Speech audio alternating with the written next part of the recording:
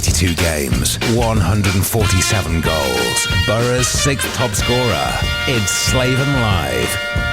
Message, call or WhatsApp. Have your say. 0330 043 2002. It's Slaven Live with the Dovecot. Spend your evening in the best bar in Teesside. Hi, it's Bernie Slaven here. Thanks for joining me on the Red Radio. How disappointed were you on Saturday? Boro going to Derby. Everybody was expecting us to get a victory and we lost despite having the lion's share of possession. Was it wrong or right to make so many changes after the Swansea game at Leeds and then to change it again on Saturday? And how much was Riley McGree missed? What exactly was his problem? Where did he get the injury from? Please get involved. 0330 043 2002. That's 0330 043 2002 or 2002. Give us a phone. You can message us, text us, Facebook, everything and anything. Get involved and let's talk about what went on Saturday. Are you in agreement? So I've written a few topics down. Are you in agreement chopping and changing after only 3 games into the season? And if you are, why? I'd like to know what's in your head. Do you think Conway and Latty Laugh could form a partnership? Do you think the two of them will play this coming Saturday against Portsmouth at the Riverside? Is Isaiah Jones' back pass one of the worst and longest distance back passes you've ever seen? I'm not being sarcastic, by the way, I'm being realistic. And after Saturday's defeat, despite playing well and creating a boatload of chances, do you expect more changes on Saturday? And Riley McGree, I mentioned earlier, he was a big miss. What exactly was his problem? Let's hope he's back this coming Saturday, because we know he missed a lot of games last season through injury, international duty and being in and out of the team. And we know he signed a 4-year contract. My initial thoughts, maybe I've got a what mind, was McGree signed a 4-year contract. He never got injured against Swansea. He's not played against Leeds and he's injured. I thought, is he talking to another club? I was pressing the panic button, but I don't think that's the case. Anyway, get involved. 0330 043 2002. I look at it. I mean, I was doing my Facebook, YouTube Saturday after the game, as I do every game, and I'm thinking, certain players, we know this chopping and change is part of the so-called modern game. I think certain players need a bit of security. But that, I mean, if they play well and they're part of a winning team or they score a goal, that they're in the following game. I don't think everybody can deal with it. Some can, some can't. If I scored, let you laugh, even if it's a penalty, I expect to play the next game. We won the game, I score, and then you're left out for the Leeds game. I keep hearing the game has changed. Well, it's still 11v11, still the same size of pitch. Is it a different game? Same size of goals? And then VAR's changed, we know that, and obviously instead of 90 minutes, it could be 109 minutes. Players have dietitians, sports scientists, psychologists. Is that for the good or the bad? Are we just spoiled these days with the professionals? For me, football's lost its common sense. You look at it now, you look at the modern game now. Managers and coaches can't think for themselves. They came into the game a couple of seasons ago, we have to play out for the back. Every team tries and plays out the back. Whether you're Raggy Ass Rovers or the Dog and Gun or Man City, they're all trying to play for the back. Then it was defensive corners, we won't have an outlet. Every defensive player in the box. Everybody tries that now. No players up front. Maddy played 2 up top, which means he had to take 3 to defend, plus a goalkeeper. That's changed. And now, obviously, cup competitions, everybody is chopping and changing. I get the European teams doing it, the big teams, but not Middlesbrough. Right, where we're going to go? We're going to go to caller 0330 043 2002. We've got Jamie. Hiya, Jamie. Evening, Bernie. How's it going? Good evening, Jamie. How are you, mate? All good, thank you. How are you? Aye, good, mate. Good. Wee bit hot in this studio. I might have to start to strip off. I'm joking. He's gone. Are you going then, Jamie? Yeah, so I was there on a Saturday. Right, what did you see? I think some people need to almost calm down in their reaction. I think if you look at the overall game, we did have the control. sometimes you just can't account for a really stupid mistake like that. Yeah. Especially when you go into a team like Derby, they don't really want to play football anyway. And as soon as you gift them a lead, they're always going to sit 12 man behind the ball. And, I think it's very reminiscent of last year. Mm-hmm. We can't really seem to break teams down when they don't want to play. So. I totally agree. I enjoyed as a spectacle. I thought we went out and went for it from the off. We created about 20 chances. Azazi Sell had 5, I think 3 on target. I thought he was sharp on Saturday. Azaz, that's one of the better games I've seen him. Unlucky not on the score sheet. Latty Laugh, I think, had one back his head. It hit him and flew by the keeper's right hand post. Second half. Who else? Hackney had a 25-yard shot. Keeper made a good save. But with loads of possession, lion's share of possession, lion's share of opportunities, didn't take them. Well, that's down to poor finishing. If you've got 20 chances and don't score one. But the goal we conceded, let's not mess about here. I came to the conclusion, why is Jones in that position and last in line? Probably because he's one of the quicker players in the team. So Latty Laugh's in the box. Jones is sitting out there. Case there's trouble. Lo and behold, there is trouble. Jackson, their centre forward, comes turn at him. He panics. He's got Hackney on his right. If he's already glanced and looked to his right, he knows that he's there and move his feet quickly and give him it. But he doesn't. He panics. Then he turns, and to try Jones will know this. Listen, after the event, everybody knows. Jones will know himself. When he's turned round, the keeper's a mile away. Why on earth have we coached into the lads that every time somebody closes you down, pass it back to the keeper? We know we do it in fanny about the back, but this is in the opposing half. Jones could have shielded the ball, dropped his shoulder, went left or right, and played it wide to one of the wide men and got us out of trouble. But he tried to pass it back. It was criminal, and it was a moment of madness. And I agree with you. Look, I'm not going overboard with the team, condemning them. We should have won. But again, I text my son after the game. He lives up in Edinburgh. He's a massive Boro fan, born and bred here. And he says, Dad, it's typical Boro. The teams we're meant to beat. Everybody was saying we're going to win 2 or 3. It's a formality. No. It ain't a formality. And that proves it yet again. Yeah, I think, my heart dropped when I saw Jones. He didn't turn. Because I think Hackney was about 5 yards away. He's right.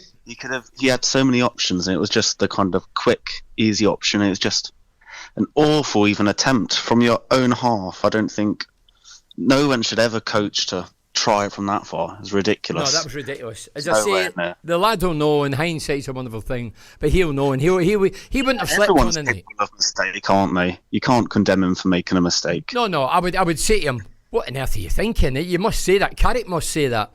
And he'd probably say, I don't know what I was thinking. It was just madness, a moment of madness. And that happens in life and football. So, but overall, to come away with nothing against a newly promoted team who are very, very average, who'll have to fight for the license in the league. One of those days where nothing was going to go in, hit the post, must have rolled across the line a couple of times. It just, no matter what we tried, I think you're right in the fact we really missed McGree when they kind of converted to that low block. There was no real spark to get through that, whereas I think McGree would have. No, I know, is it Buzzog, is that how you pronounce his name? He went on the left and then he sort of went to the right and he moved about, but I thought he did a decent game, put a shift in. I don't think he's any shrinking violet. I think he puts himself about. He looks courageous and I thought he showed the goal was disallowed, of course. But he from the stands I couldn't tell, but it looked close. It looked very close, but I think he was just off. Well, I know nothing about the offside. If you watch me, you know that, so I wouldn't get involved in the offside law. But overall, it was just a disappointing day. But again, so I've asked the questions at the top of the show. Where do you stand? So we play at home to Swansea. First half we were good. Second half the energy levels dropped and we're hanging on. Jones could have squared one and it'd have been 2-0 in happy days, but he doesn't, and then we're clinging on at the end. Then we go to Leeds and we make 7 changes, right? And we're 2 games in. And with the lads against Swansea, energy levels dipping, I'm expecting not wholesome changes, I'm expecting a couple, but the lads to get even more match fitness and sharpness. But then they come in for the league game again, and we lose. So what does that say about the cup? For me, I think consistency and momentum are kind of the two biggest drivers in this sport. And by keeping those same players playing every week, getting used to each other, the dynamics, especially with a few new lads in there, it's just all going to get a bit more together by playing more. And by constantly giving them a game, then dropping them, you just lose that little bit of sharpness. But especially after that Leeds game, you don't want to disrupt what was going on that night, because we were some of the best. Look at Dick Steele. Dick Steele was arguably man of the match. He ran up and down that right hand side with pace, and he was tricky, and he got balls in, and he scored a great goal with his left peg, although he's right footed. And he must have been thinking, dear God, I'm getting punished for being good. Last scores as a striker, I expect to be in the next game. You're rested. In my day, you were dropped. These days, it's rested. That's okay. But I'm not a fan of it. Some players can adapt to it, but there's others can't. They take umbrage to it. Definitely. Do you know what I mean? And it's the beginning of the season. I don't expect them to be shattered by now. Well, if you're tired and fatigued after 2 or 3 games, then there's something wrong with you. Yeah, definitely. Do you know what I mean? So, again, we've got Portsmouth Saturday. Surely there won't be wholesome changes, but there will be 1 or 2 adjustments, I think. What do you think? Yeah, I think we've got to get ourselves back on track now. I think you can't. If you lose again on Saturday, you just don't want to lose the fans. I don't think. I think it's really important to ultimately, it's a performance. It's the most important thing on a Saturday. I don't really mind if it's just a 1-0. I just want solid, cohesive performance, something we can build off, and then keeping that consistent lineup and building straight into the season again. Yeah, I totally agree with you, James. Anything else, mate? I think people have just got to keep the faith. We say it every year, but don't be giving me that line. I'm Bernie Slaven. Don't be giving me that line. I've heard that rhetoric for 15 years. I've heard cups don't matter. Let's concentrate in the league. We abuse the cups that give us our best stay in the history of Middlesbrough Football Club since 1876, and we've only been once in the Premier League. I get what you're saying, but 12, 14 games, we'll get a rough idea where we're going. I always say that every season. At the minute, no, don't get too high, don't get too low. Just keep your powder dry, level balance, level thinking, and 14 games then we'll have a wee look and digest a few things. Yeah, definitely. It's all about patience at this stage. Patience is a good word. Good word. Listen, thank you very much for your call. You're Cheers, certainly Bernie. the coolest guy I talked to. Thank you. Cheers. Thanks a lot. He's got a great voice, that lad. What's that message for Malt? Is that Malt? Mully. Something about Toronto. We need to work out how to break down teams who park the bus up the Boro. All the best from Mally. Mally? Yeah. The alley cat. Forget it. Park the bus. Well, do you know what? We don't like it, and we're not very good at breaking them down. We've seen it last season. Rotherham and co. Teams that are inferior to us are going to come, frustrate, clog it up, and say, come on, break us down. How good are you? Well, to break opposing teams down when they put every man behind the ball, you need to get it wide. You need tricky wingers who's brave and determined to try and drive to the byline, get defenders turned. By the way, we done it. Carragher was a boring manager, boring coach. We in the Premier League won 4 games. We went in to try and keep the scoreline down rather than try to win a game. So we've done it and parked the bus. Wilder's parked the bus. Warnock's parked the bus. We're getting a wee bit of our own medicine, but you can't blame the opposition. It's how we break them down. But as I say, the main thing to break them down in the best way is get your wingers. At the minute, I don't know who is the 2 best wingers. The lad for City, I'd like to see him being given a go on the right. Get McGree back on the left, and let's see where we go. Where are we going? James. Was the last one, no, James? 2 Jameses. Jamie. Oh, Jamie. This is James, Bristol City fan. Bristol. Hold on, Jamie. Bristol City fan. James, please. Yeah, Bristol City fan for about 40 years. Well, James, I can only presume you've been lost, or you've got lost. What are you doing on here? I know. Well, I came to the game last year when we won at your place. Right. So I came on air, and I think that's how he got my details. So I think you want to hear a little bit about Tommy Conway, don't you? Of course I do. Well, as a former striker, I'm intrigued with the lad. Are you a season ticket holder? I am. Right. I've had a season ticket for about the last 14 years now for my sins. Oh, you deserve a medal as big as a big lid. Yeah, long suffering, yeah. I know the feeling, mate. So go on, tell us about Conway. You get 12 goals last season? Yeah, he got 12 last season, 2 cut goals. I think 4 or 5 of them might have been penalties. Season before, he got 10. He's a good finisher. He's a good lad. He's been with our academy since the age of 7, so we're not overly happy he's left. I kind of guessed it was the way that he left. Mm-hmm. I think one of the agents turned his head a little bit. Of course, we lost Alex Scott to Bournemouth for around 24 million. They were really good friends. We lost Antoine Semenyo as well. So I guess he saw his two buddies go, and he was running down his contract. I think that's where we're at. Mm-hmm. Players these days look at the financial side of it, don't they? Oh, so do the clubs. Why shouldn't they play? Yeah, absolutely. Yeah. So I think we had to move him on, because it was a case of, if we don't move him on, we'll end up losing him for nothing. Mm-hmm. We'd rather have kept him 100%. So I'm thinking 12 goals, 10 goals last year, not brilliant. Is he going to be prolific with a better team like Middlesbrough? Better team, yeah. I mean, stats would say that you're a better side than us. You have been historically. I think you've been above us for about the last 5 seasons. I don't know. I think he's obviously going to learn from a great man in Michael Carrick. Mm-hmm. So that would have, I think that came into the equation when he took the move. He's got attributes. What's he finish. got? He can finish. Right. He's not rapid. He's fairly quick. He runs the channels. He's not a hold-up man. So I think he came on and played behind Lath on Saturday. Yes. I'm not sure that'll work. He prefers to run in behind. Is he that good in the air?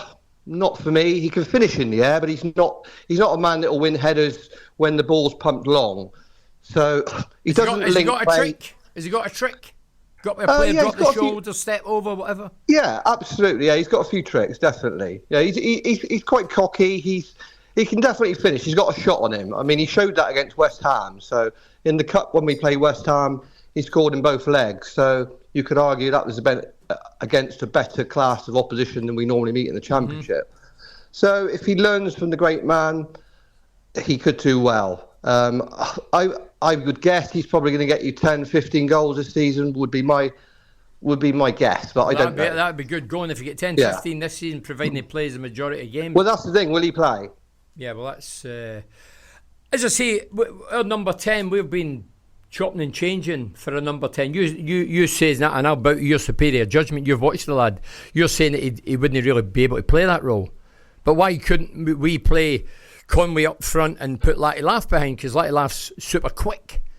You know, that could work. Yeah, I would see myself, if it was me, I would play Conway as the out and out last man. He likes to go in behind. Mm-hmm. He's not as comfortable coming away from the ball, holding it up. The physicality side, he can. There was a few games last year I watched where he was, I wouldn't say he was beaten up, but physically he was dominated. Mm-hmm. And he was. And when Manning came on board for Bristol City, obviously when we lost Nigel Pearson, one of your Nigel Pearson, Curtis Fleming were there. Yeah, he lost. I think he didn't enjoy the Manning style of football, which was more sort of possession coming away from goal. He just wants to run in behind the whole time. So I don't know. It really depends on what character. It's a good point you say, because we've got a tendency, I call it fanning about the back line. You're messing about the back line, and all the fans are watching you passing along the back line going nowhere. Nobody's watching the forward runs. You know, guys going from left to right to central and whatting the backsides off, doing like doggies. Well, yeah. You're getting possession. He does make clever runs. He does make clever runs. So he's cute. So he can steal a yard on his man. And once you get in between the goals, 1-on-1, he's pretty steady. That's where he'll thrive. So you think he'll be a hit? Not sure. I mean, a lot of our fans don't want him to be a hit. I've got a nasty. Why is that? Well, the fact that he's just looked for a move, really. Yeah, but you've got $4.5 million from him. He costs you nothing. I know. Yeah, I know. And to be honest, we proved Saturday we're going in a slightly different direction with a bit more physicality. Right. So, and it worked for us. Whether it works for the rest of the season, we'll find out. But yeah, I don't think Manning wanted to lose him. Put it that way, because he was offered a very good contract by us. Right. One that he chose not to take. So, right, but he's 21, isn't he? 22. Yeah, 22. Well, maybe it was time to flee the nest. There is a time that every player has to move on, didn't he?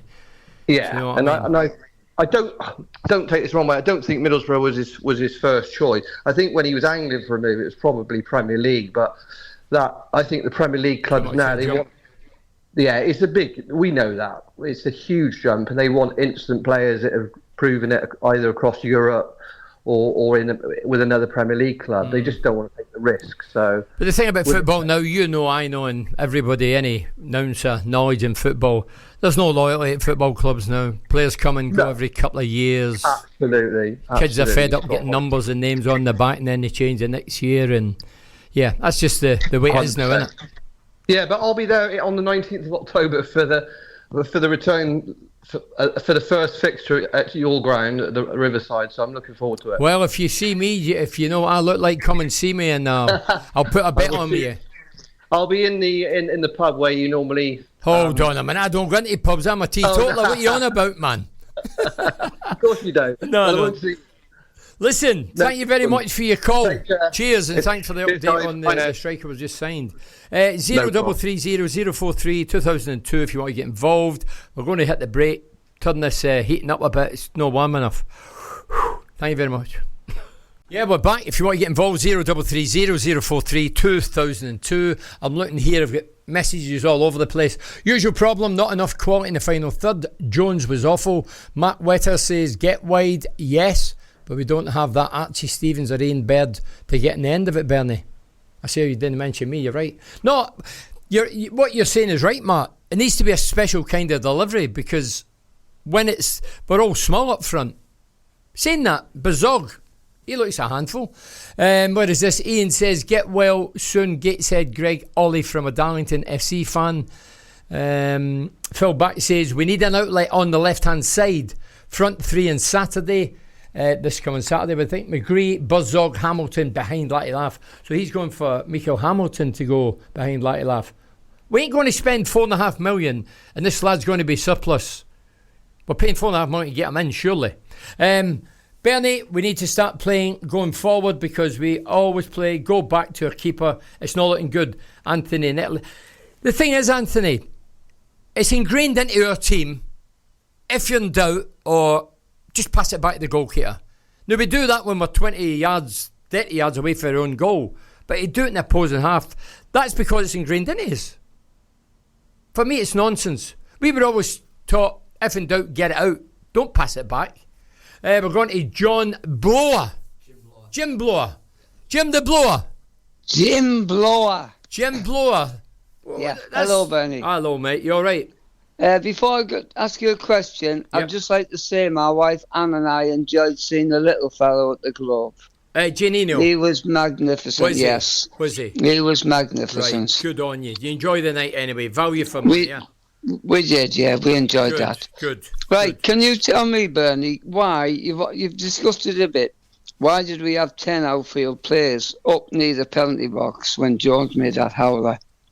I can't answer off the top of my head, but Jones, first and foremost, Jones can't defend. He's a bit like myself. He can't defend. Couldn't take a slice supper. Yeah. So he can't defend, but he's got a bit of pace, so I get that.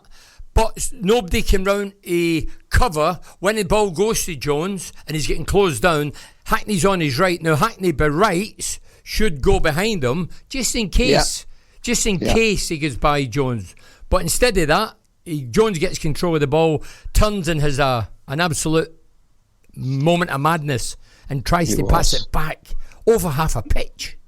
I know. So it was ridiculous. It was an unbelievable goal to concede. And to think we get nothing. We put in a shift, football was good, we passed it well, we created well, and we come away getting beat 1-0 by a very, very average, newly promoted team.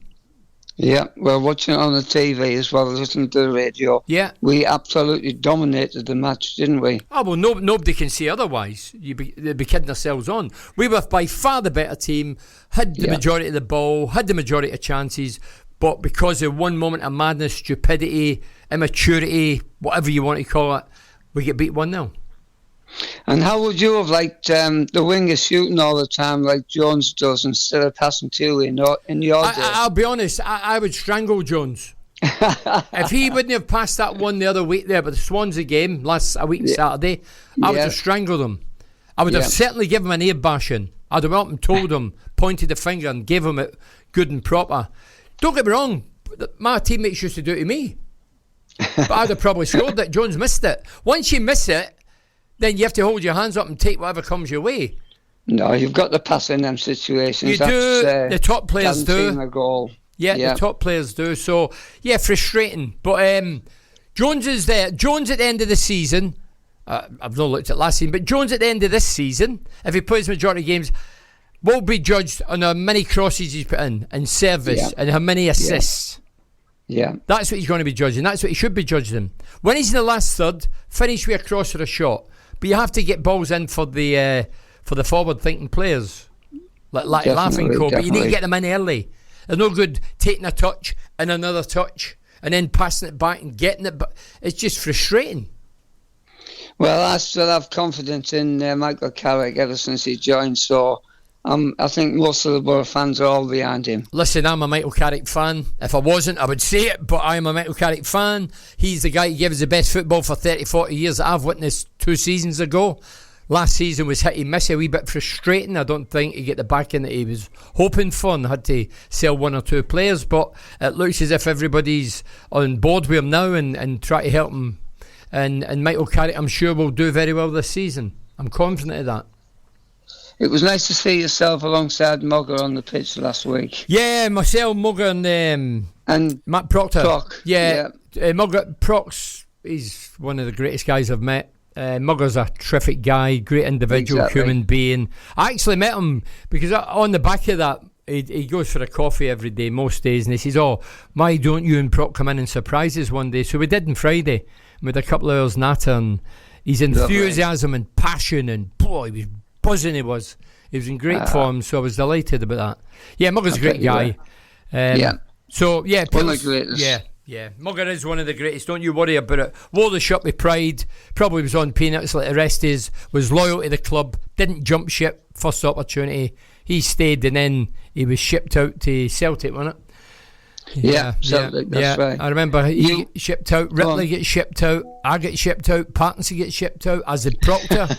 It was all the old guard, all the ones who did the business, brought us for the Ashes, and then we were, see you later. That's how I don't blame players moving on, because when the club feel like it, they'll soon move you on. If you're doing well as a player, and you've got half a chance, move on. Especially now in the modern game. Loads of money to be had.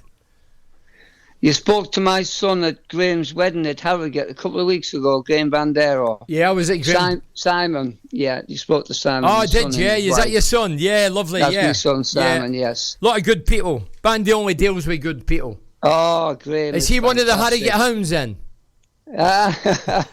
He lives in Harrogate, Simon. He's a good mate of Graham's, you know. Yeah, Bandy's a great guy, great artist. And he got married and... Yeah, he's just back from Mexico. That's right. Right. Okay, then, anything else? No, lovely to speak to you, Bernie. Thank you very, very much. Cheers. All right. Thank you. Thank you. Bye. Cheers, mate. Usual problems. I've read that. Timmy Leach says, okay, Jones made a mistake, but we all do at some time. We had enough time to get back into the game, but wasn't to be. Mark says, haha, hey, Bernie, you did more than enough without your head. Yeah, very true. Even Bernie, I seen a little rumour on one of the forums last night that if Brentford sell Ivan Toney, the primary target is Latte Laugh. At what price would you deem it impossible to turn down if a bid comes in? I think anything between 15 and 20 million, I think he'd be off. I think the club would bow to that. Snap their hands off. I still think, Anthony, obviously it's tittle-tattle and... but we're entitled to do that while the window's open, and it's open to the 30th of this month, Anthony. So I hope I'm totally wrong, and I bet you Michael Carrick's get the Prem out every night. Let's hope nobody goes for now to 30th of this month when the window closes. There's talk about Coburn going, but if Flatty Laugh was to go, that'd be majorly disappointing, you know. Before we go to next callers, Jojo says, we played well Saturday but just couldn't finish. Well, we all know that. Bob, I take it you don't agree with chopping and changing? No 2 or 3 games in. I don't, Bob. Jones' decision making for the goal was ludicrous. I'm sure he knows that. Ted says, great seeing yourself, Proctor and Mugger last week on the pitch. The lads just says that, Ted. Carl says, Saturday proves we can take nothing for granted. If we go up with a swagger and we're Middlesbrough, I'll come back and bite us in the backside. We've seen it last season. Rotherham, 4 points they took off us out of 6. And was it a point they took out of the second game or 3? when they were already relegated. They still get something out of the game. And Jim says, looking forward to seeing Conway and Letty Laugh lighten up. Let's hope you're right. Callum says, nice to see so many young kids at the Riverside for open training session today. Best to become Boro fans, nice and young. Callum. Yeah, I heard there was well, I think I was invited, but I was too busy. I had other things on. Training today at the Riverside. I think it was an open thing where the fans, the paying customer could, or not the paying customer, they weren't paying today, but it was a free-for-all. Go and watch your beloved Middlesbrough and the team train at the Riverside. I don't know how many actually turned up. Were you one of the ones that turned up? If you were, give us a phone, tell us what you seen. Were they going through their repertoires? Was it just a jokey training session? Was it full on? Did you see any set pieces? 0330 043 2002. Where are we here? Another one here for Luke. Would you keep Coburn and Gilbert? Do you know what? I thought Gilbert, reflecting in the game against Leeds United at Ellen Road midweek, the League Cup game, I thought he'd done well, Gilbert. I know he'd been here for a wee while, but I thought he'd done well. And they've talked about him and Coburn possibly going out on loan. If I had a choice, which I've not, I would say keep both of them. The bigger the squad, the better. The winter month, the heavy grounds, even in this climate, heavy grounds, loss of form, suspensions can all kick in. Dave, we're going to Dave Connor. We'll come back to them. Hiya, Dave. Hello, Benny. Come on, Dave. What did you see Saturday? What did I see? I'll tell you what. I'm 78-year-old. I played football till I was 66-year-old. Wow. And that is the worst ever that I've ever seen from a middle... Well, I've been a Middlesbrough supporter since 1958. What the heck? What the heck was Jones even thinking about? Yeah, it was an absolute... We've got all of our players in their half for a corner. It comes back to him 35 yards out. He's got a player 5 yards either side of him, Middlesbrough players, and then he tries to turn round. And that's when he miskicked it, when he tried to turn round. But what's he passing it back? So when we're on the attack. So Dave, what the hell is he trying to pass back? Reflecting on it and digesting it, Jones, there's no doubt they've did this on the training ground and says, Jones, you're the last line of defence. Now, I would question, yeah, he's got pace, but he can't defend. He couldn't keep chickens out of pen. I couldn't keep chickens out of pen when I played. So why would he be the last man? Yeah. And Hackney was on the right. Hackney, by rights in hindsight, should come back and cover him, just in case he makes a mistake.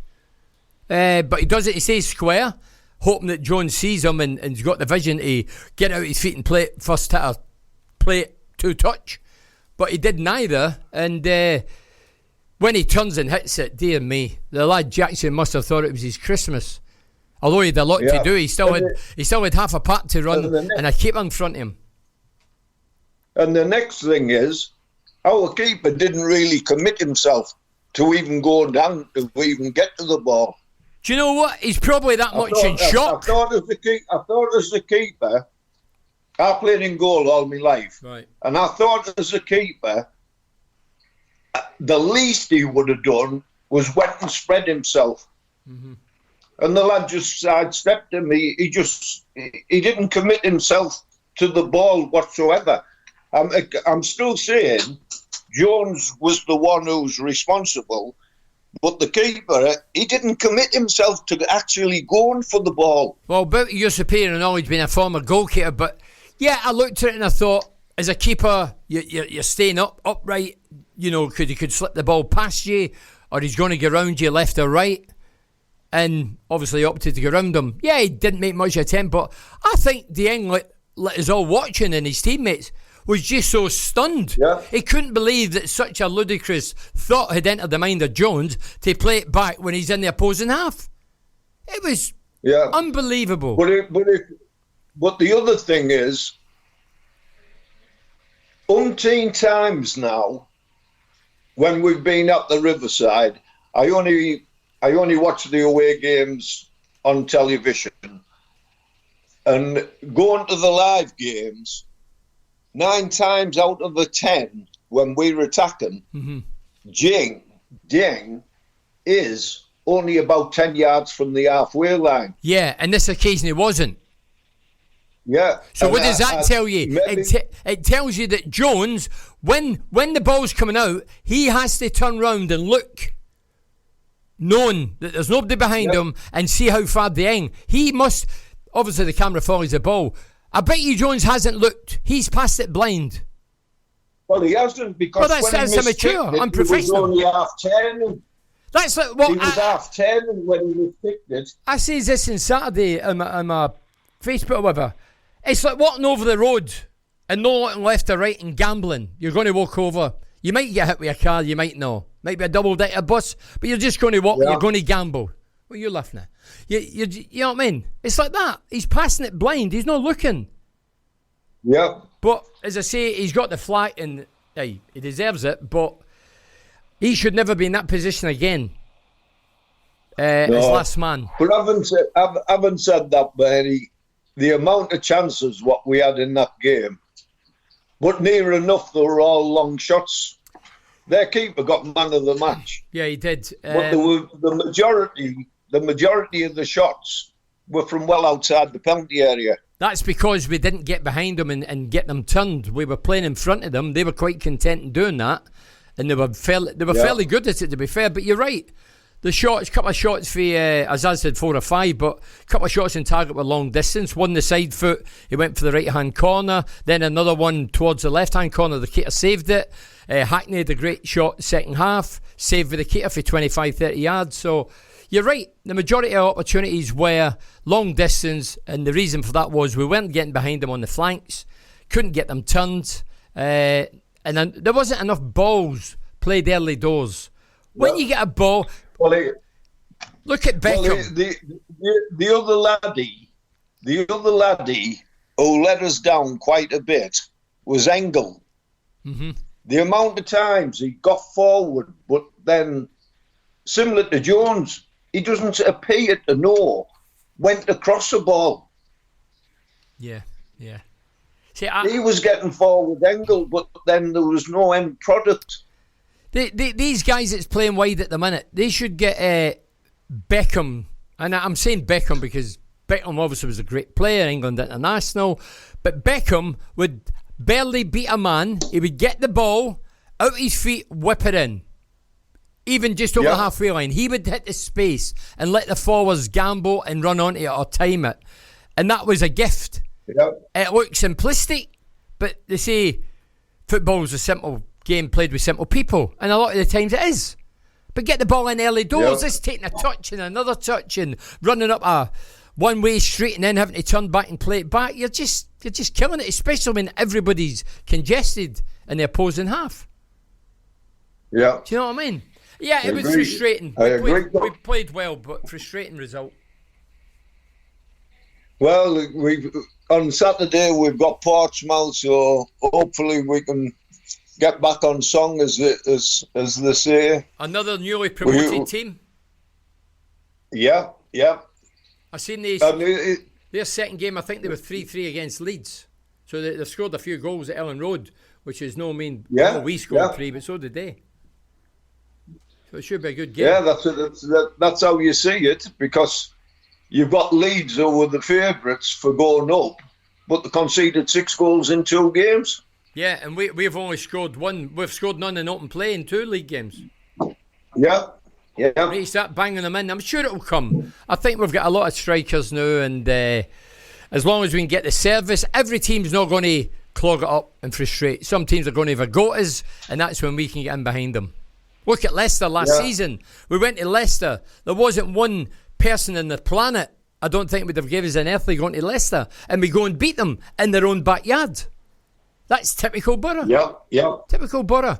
Well, this is it.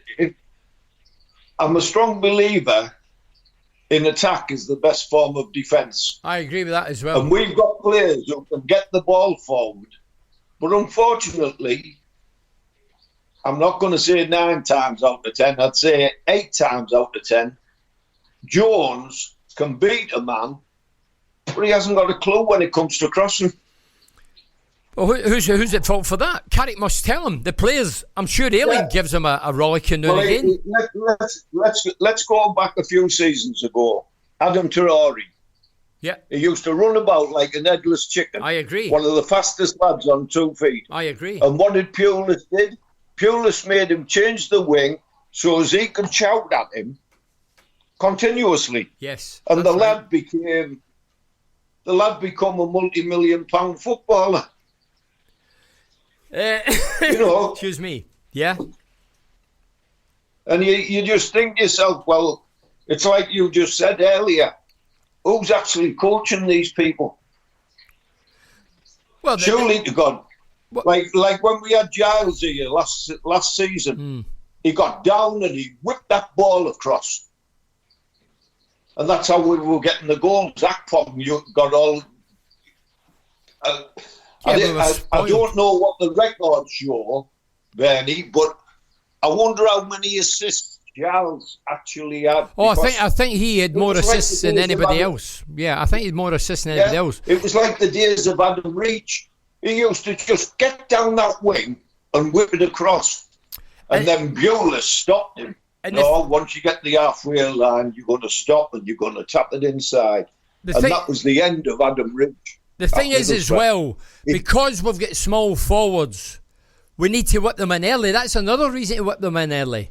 Because we cannot just hoof them, we come down with snow on them, because there's nobody physically strong enough. Big Coburn puts himself about, but that's about it. I think Bizog might be one of them, but Latty Laugh, although he jumps in and he's fairly good in the air despite being 5'0", you know, he's a fairly tough lad. But we've not got Joe Jordan or Peter Crouch in there. Do you know what I mean? They're fairly small. They need to needs to be a certain kind of delivery. Yeah. So will you be there Saturday then?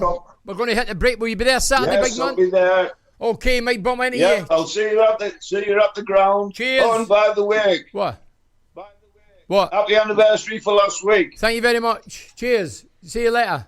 Okay, son. Cheers. We'll just read one of these out and then we'll hit the break. Mark says, but why weren't players supporting Engel? I only seen Clark passing a ball to him and not ahead of him to run onto. But Zog was no help to Engel as he was just going direct to goal. Engel missed McGree, who likes a link up. And above that, Anthony's joining in with Engel.